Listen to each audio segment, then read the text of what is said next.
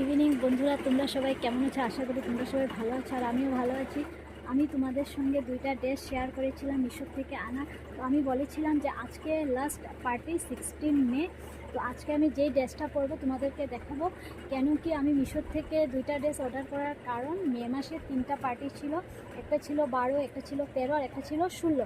তো আমার এত ভালো কালেকশন ছিল না, যেগুলো কালেকশন আছে সেগুলো পরে নিয়েছি আর পরতে মন নেই। তার জন্য ভাবলাম যে দুইটা ড্রেস অর্ডার করি, কিন্তু 12 আর 13 দুইটা ডেট মানে পার হয়ে ড্রেসটা আসলো। তো ওই দুইটা ডেটে যে আমি যে পার্টিতে গিয়েছি, তো 12 তারিখে আমি পরেছিলাম শাড়ি আর 13 তারিখে পরেছিলাম মেখলা। সব কিছু তোমাদের সঙ্গে শেয়ার করেছি। আর আজকে 16 তারিখ।